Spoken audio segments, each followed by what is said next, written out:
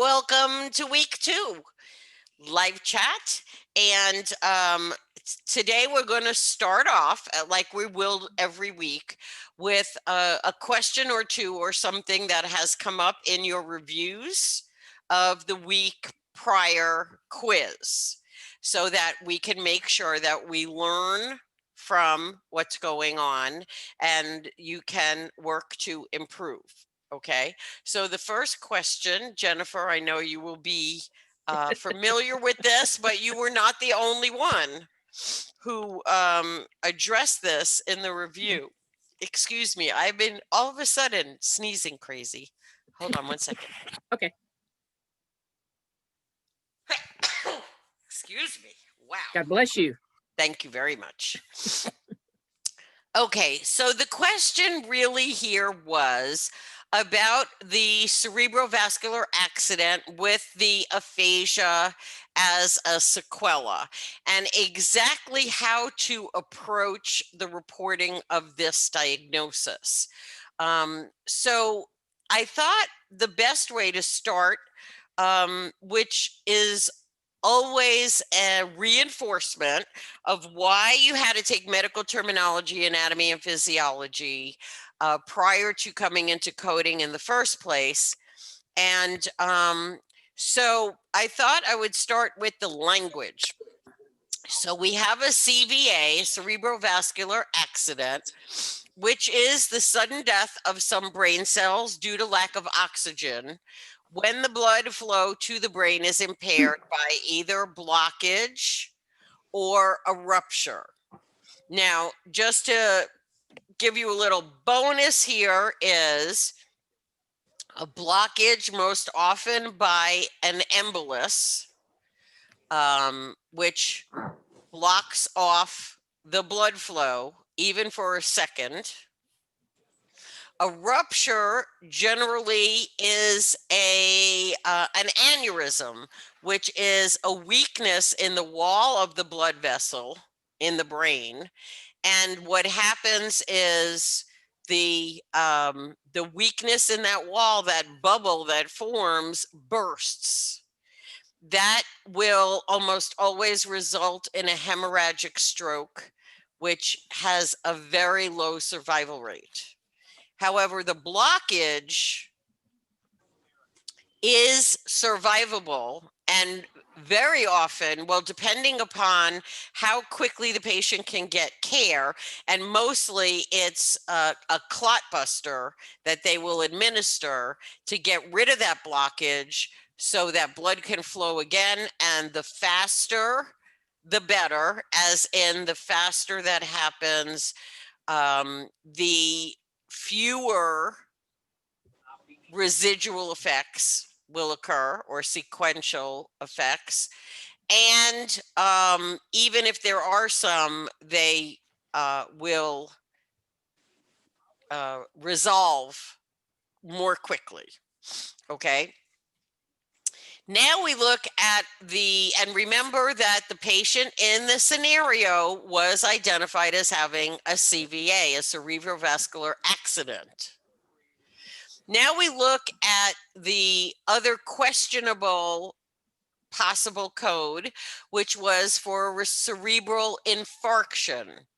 Now, an infarction or a stroke is a brain lesion in which a cluster of brain cells die when they don't get enough blood.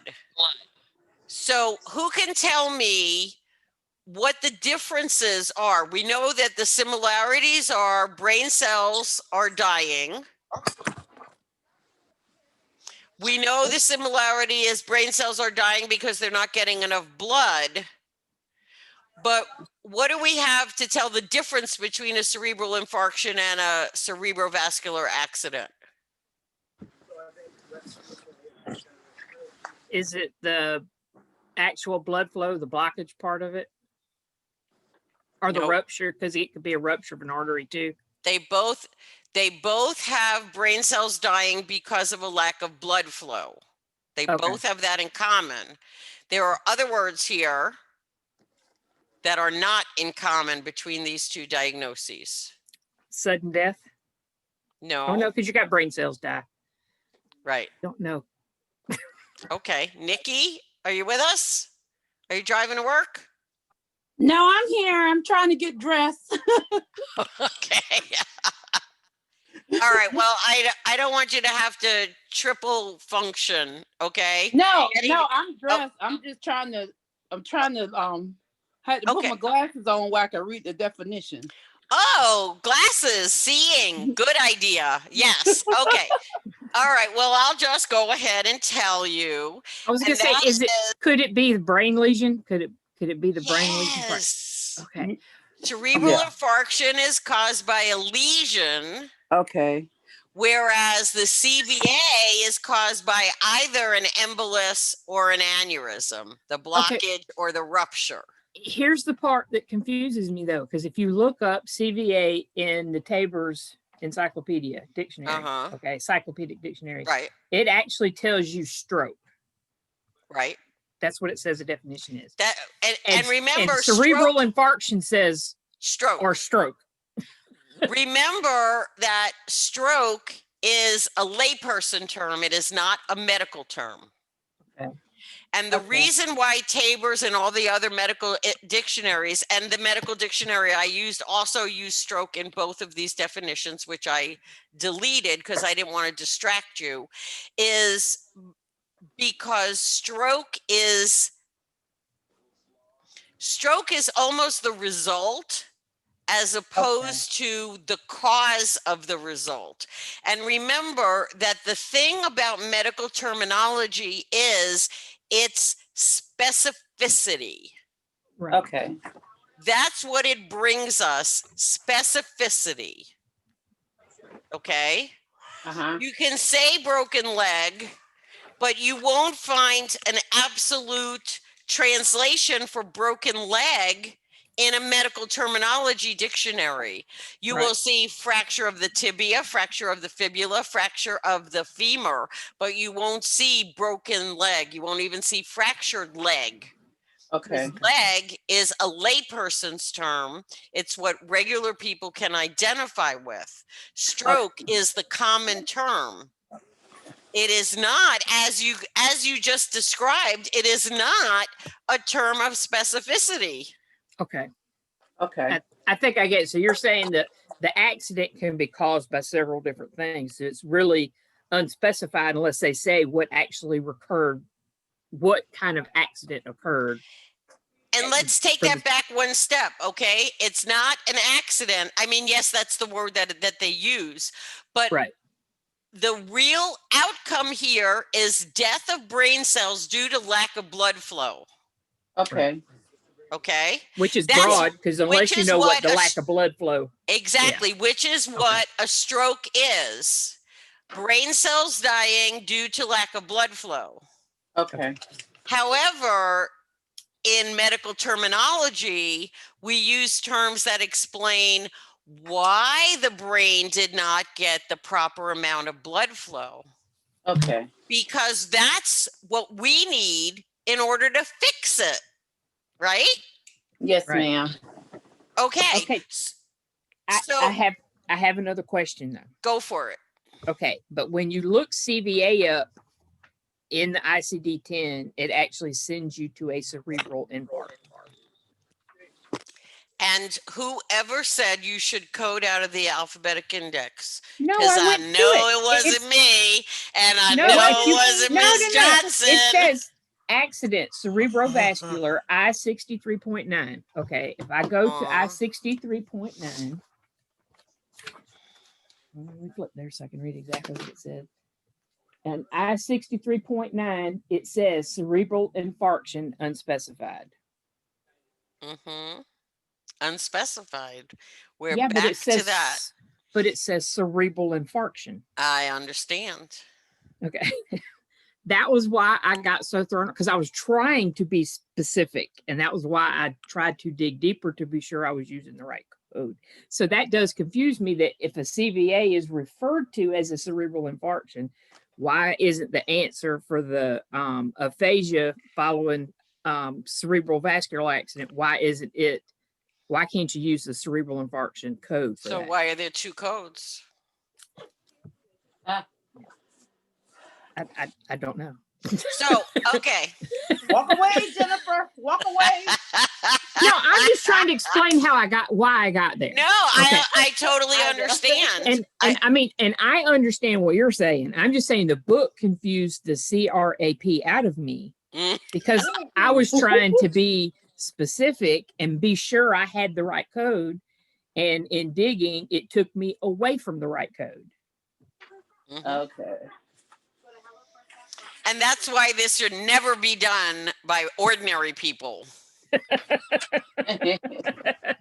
Okay.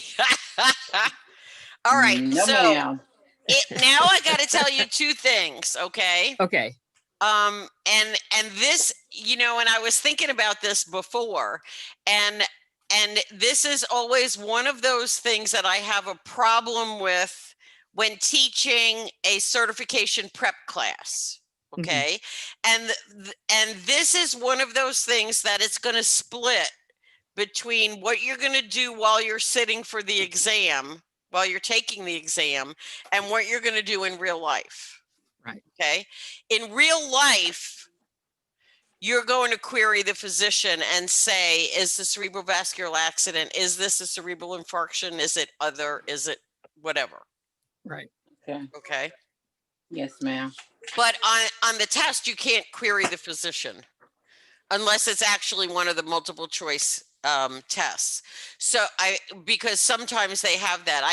Maybe not really. I don't think they have those on the AAPC tests, but I can tell you on the HIMA exams, they will do that. They will include query the physician as one of the multiple choice answers. Okay, so let's focus on how you would answer this in on the test. Okay. And so what I did was I pulled up these are the two codes in question, right? Right. So we have aphasia following cerebral infarction and aphasia following unspecified cerebrovascular disease. And having a cerebrovascular accident is not stated as a cerebral infarction, and you are not necessarily legally allowed to interpret away from what the physician has written. So I hope this is the right answer, but I'm going to tell you that on the exam, you really should report I69.920, aphasia following unspecified cerebrovascular disease. Okay. Because, well, we could say because the what we're given doesn't explain it any further than cerebrovascular accident. Doesn't explain it. Exactly. Okay. Because the truth is if it's really considered an infarction, any physician who can diagnose a CVA can diagnose an infarction. So then why wouldn't you use the word? Right. And that's honestly my justification for saying it has to be unspecified. Okay. Okay. Because the details of whether it was a thrombosis, embolism, an aneurysm, or a lesion is not specified. Right. Okay. I got you. Okay. All right. Now, when you get in the real world, I don't want you to report an unspecified anything because you should always query the physician. The law says you have to do that. And I have had students in previous years say, well, if you really shouldn't ever report an unspecified code, why are they there? And the answer is they're there as a catch-all because it's impossible to predict exactly what could come up in health facilities all across the United States during the next 12 months. So it's there as a just in case kind of almost what if it happens, okay? But the fact is that you should never have anything unspecified because you are required to be in communication with the physician who wrote the notes. So you can say, was this an infarction? Was it a TIA? What was it? So we can make sure that we report it specifically. And remember, it's not only important for reimbursement, because honestly, either one of these would justify whatever they did to this patient in the hospital. Okay.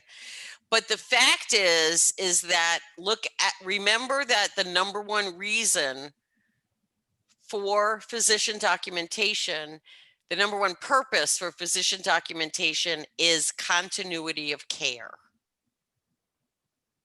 It may make a difference 6 months from now. It may make a difference to the therapist when this patient goes into speech therapy. I don't know. Which is the whole reason why we get into this whole thing with medical terminology and specificity. Okay? Does that make sense? That makes total sense. I appreciate you going over that. My pleasure, because I want everything to make sense in your head, because then it's easier to figure out the answers when you're on the test, as well as in real life. Okay, Nikki, are you with me? Us? Nikki? Nikki? Nikki? Here, Okay. my mom was saying something. So I muted the camera, muted Gotcha. the mic. Gotcha. Yeah. Okay, do you now understand? Yeah, because that was one of the. I think that was one of the ones that I missed. There were several students in the class that missed it. Yeah, that was Great one of minds the, think alike. Yes. Yeah, because And- that was and- one. Because I kept looking for it, and when I looked, I'm trying to remember which one. I think I wrote it down. I got it saved somewhere on my computer. Which one I missed? Because I know Well, you have your assessment that you did, your analysis that you submitted, which is graded, by the way. Okay. I can't pull that up right now. I'll pull up. I get All right. work. Well, you don't need it right now because you have me. But Yes, I do. and actually, Jennifer had, if you don't mind, Jennifer had emailed me about this and asked if we could go over it this evening. And I said, of course. But when I graded the analyses assignments today, I found that there were easily 3 or 4, which makes it a really good case scenario for an exam. Yes. Okay. All right, let's see what else. So this is why the documentation did not specify infarction. Specificity, we cannot ever interpret, and this is the most difficult thing about what we do, okay, is we must interpret what was written, but we cannot assume, we cannot alter, we cannot adjust based on what we think the physician meant. We cannot cross that line. We are interpreters, all right? Just like at the UN, whatever we hear, whatever we read is it. And if there's something that doesn't jive exactly with our code descriptions or you know what we're doing, that's why you have to have the query process. And if you go to work somewhere that doesn't have a query process, then you now have your first job one to work on implementing one, because it's so important and it is required by law. Okay. All right. This also came up on a couple of different, not you guys, but a couple of other students missed 1 or 2 answers because they did not read carefully in the code book. And it's not just the principal diagnosis code, but whichever code, when the code book says an additional character is required, it is required. It's not optional. It's not like if you're in the mood. So you must read carefully. You must look for the little tiny symbol next to the code. You must look up to the top of the code category, and and also to the front of the chapter where there are important includes, excludes, whatever it might be. All right.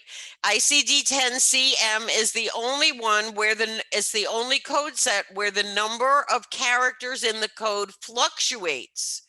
And the code can actually be anywhere from 3 characters all the way to 7 characters. And if the code set says this needs 5 characters, you got to have 5 characters. There's no ifs, ands, or buts about it. And the only reason to miss this is not reading carefully and completely. It's the only reason. Player of the week is back. Okay. So this gives me the opportunity to remind you to read carefully. Now, and I know some of you I've already told this to. I'm just going to use the HICPICS book because it's easier to hold up. Okay. But as you look in the code book, one thing that you can do, and you can take your finger, I don't know if you knew this, but you're allowed to take your fingers with you into the test. That's allowed. All right. So what, not only to hold the mouse and to do whatever, because you're doing it online now, right? Is that right? The test is now online. Not the CSE. Only the CPC is online right now. Oh, okay. All right. So you will be in a room, pencil, fill in the dots. Okay. But what I'm concerned with has nothing to do with how the actual test is administered. What? The only thing that I had the problem, the reason why I missed it was because I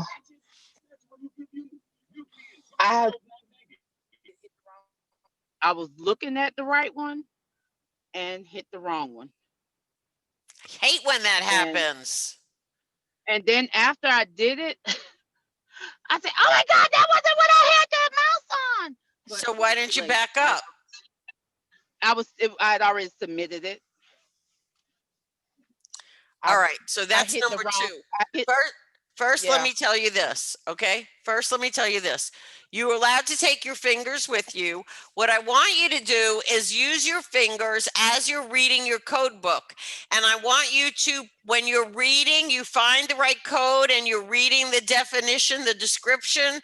I want you to use your finger and travel like this. You see what I'm saying?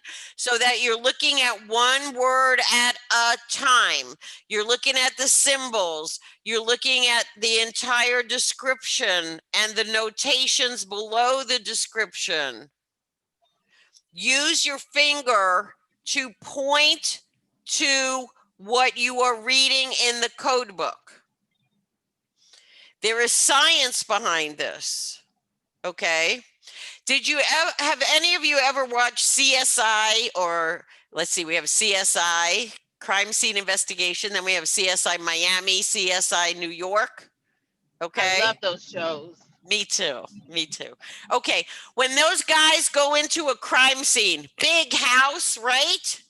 You know how they take their little flashlights and they use a tiny flashlight to start looking for evidence? Don't you wonder why they don't bring in big lights and flood the room so they could see that hair on? Because they won't see it. Because when your eye looks at something, it immediately is trying to take all these words, all these images, all these pictures, and ram them up your optical nerve into your brain. And your brain is being hit like the interstate during rush hour.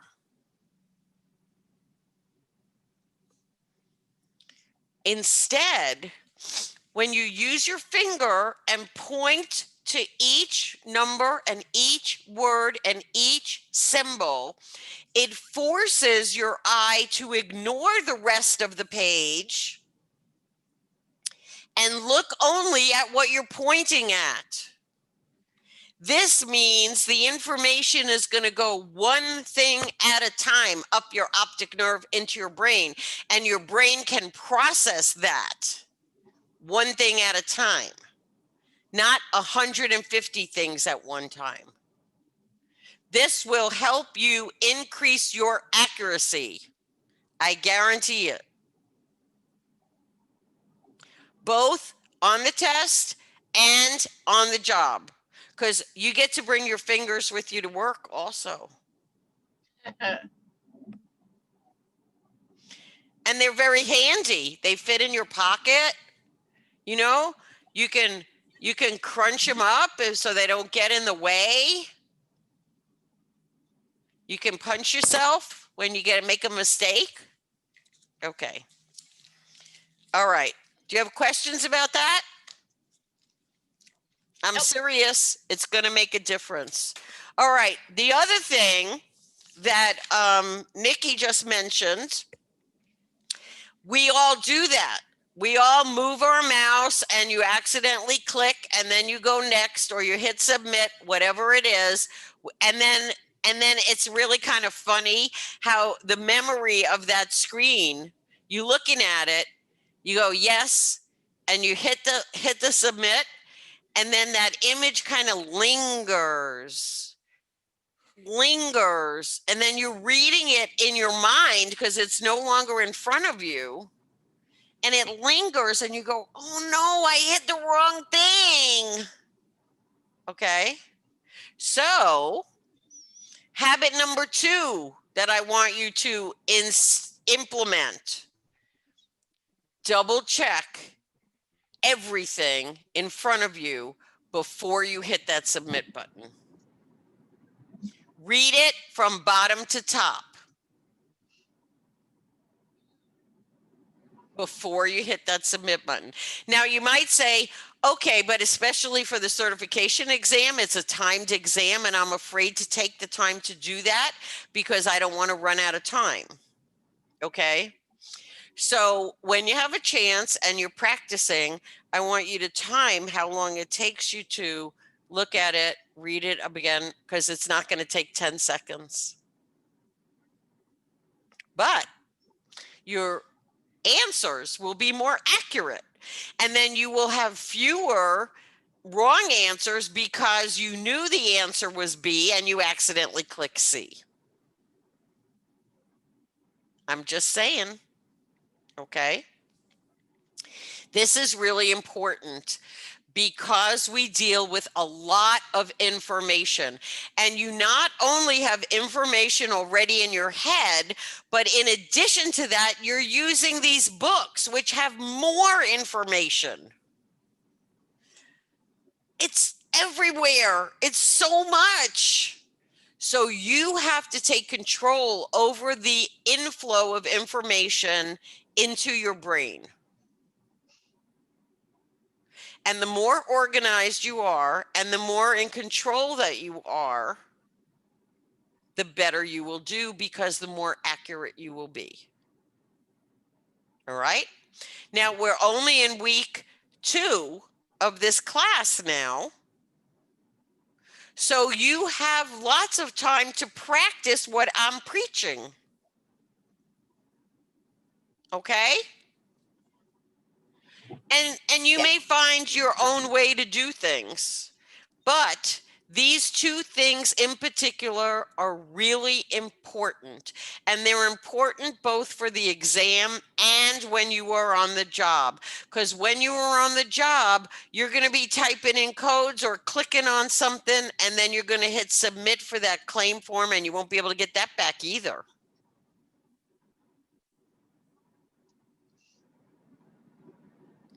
And then you accidentally cause Mrs. McGillicuddy to pay $17,543.29 out of her pocket because you clicked on the wrong thing on her claim form. How do you feel about that? Yeah. Not good.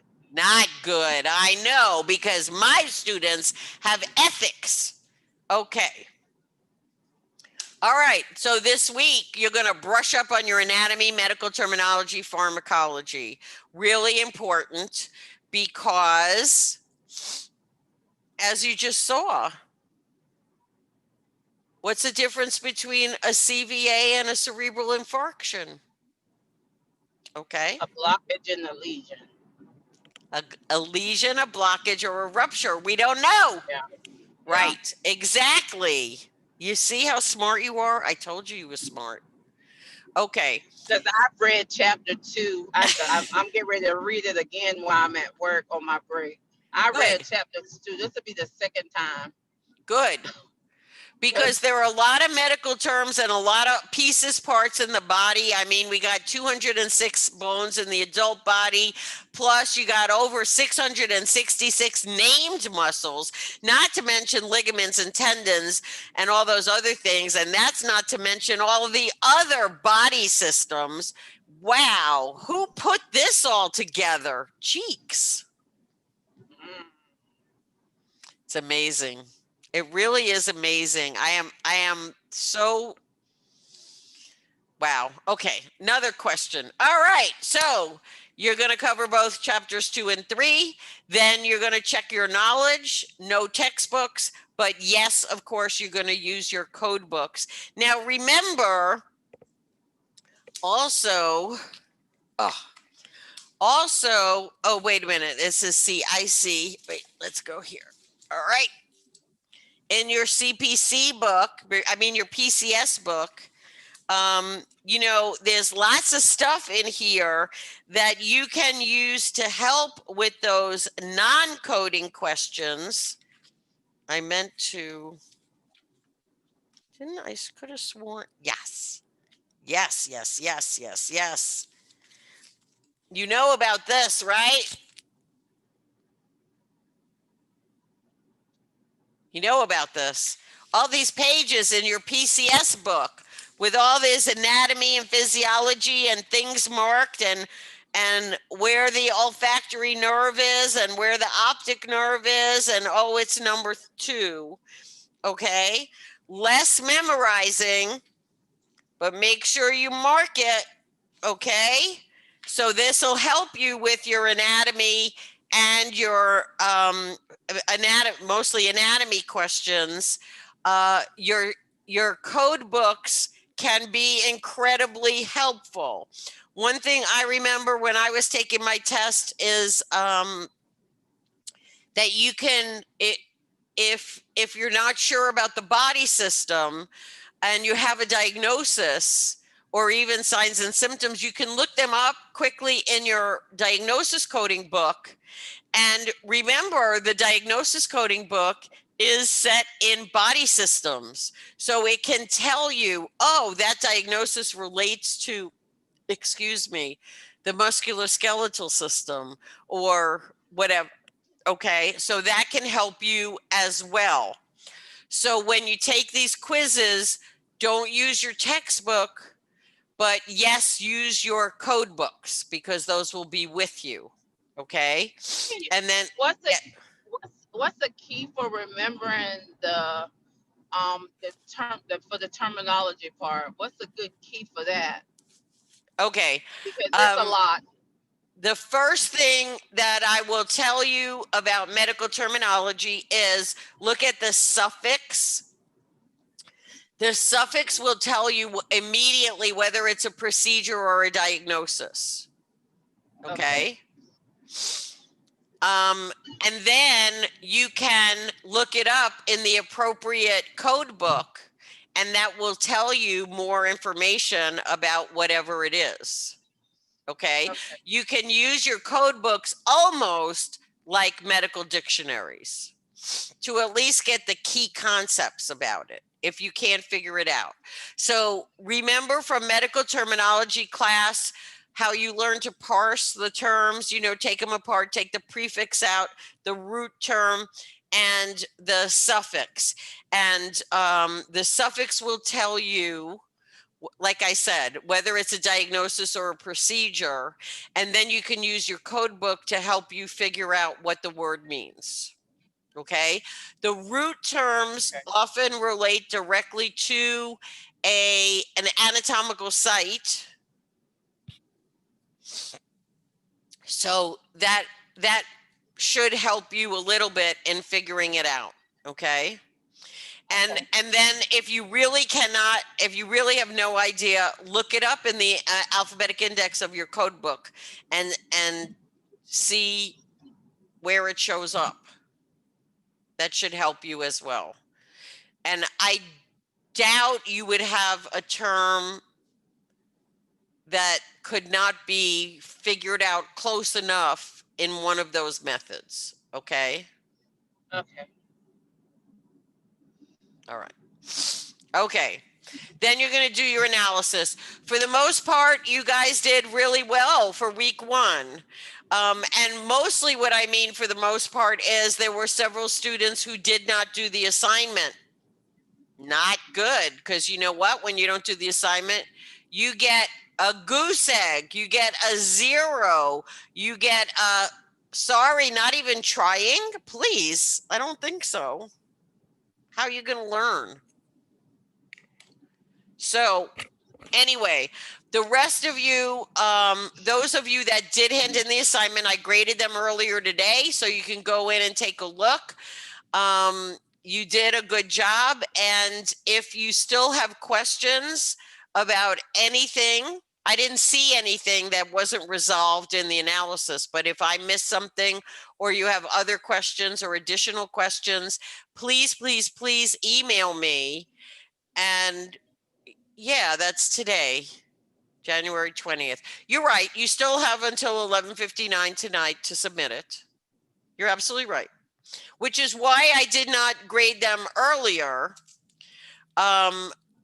But I did want to go through them to add to what we discussed this evening.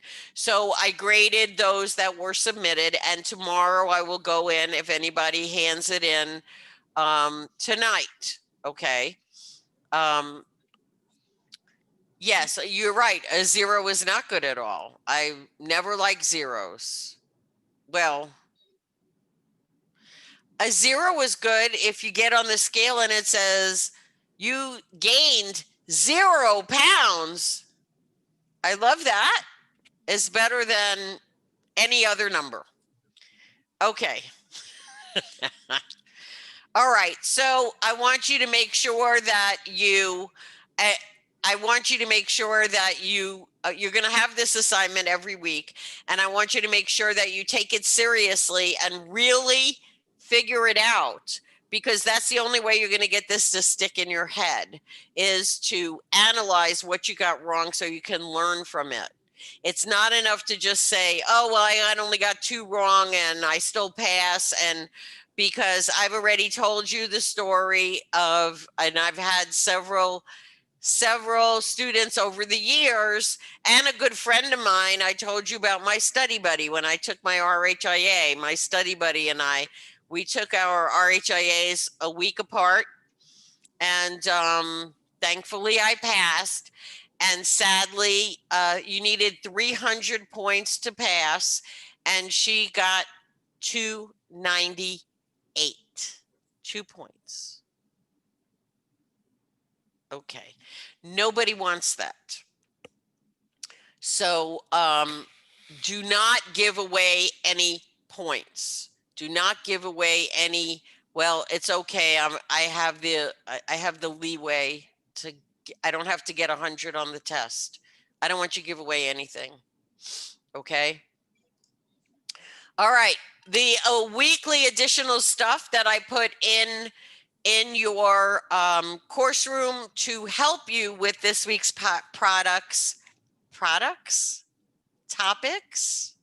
foci, understanding medical terms, all about drugs, the good kind of drugs, and pharmaceutical basics. These are really good handouts you may want to download or at least take a look at and see if they can't give you something that will help you.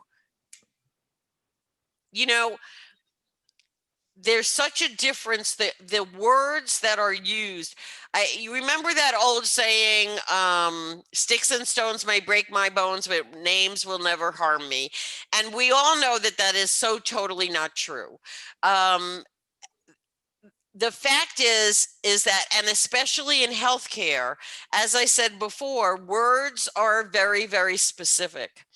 And so you will have concepts that you have covered in your studies, And you will have concepts that you get right away, totally understand. For some reason, it sticks like crazy glue in your head and you know it. Okay. And then you're going to have things that I no clue. And then you're going to have the things in the middle. Okay. So, especially for the things in the middle where all you need is one little way to tip that into something you totally understand. A different way of explaining it, a different picture or illustration or whatever it might be. And that's why we do these live things. That's why you have your textbook. The textbook was written by one person who explains things this way. And then you have me and I explain things that way. And then you have these handouts which explain things a different way. And all we're looking for is that trigger that's going to put that light bulb on over your head. Okay. All right. Questions, comments, considerations? No, ma'am. Thank you. All I'm right. good. You good? You good? You good? Okay. Well, thank you for sharing this time with me. And remember, I am always in my email box, not always, not 24 hours a day, but I am there 7 days a week, rain or shine, holiday, regular days, weekends, weekdays, inauguration day, which was today. And it was a good moment, a good day. So therefore, have a good evening. And remember, I'm here to support you and help you. And I'll see you in the classroom. Okay? Thank Okay. you. Thank you. Thank you. Good night. Good night. Good night.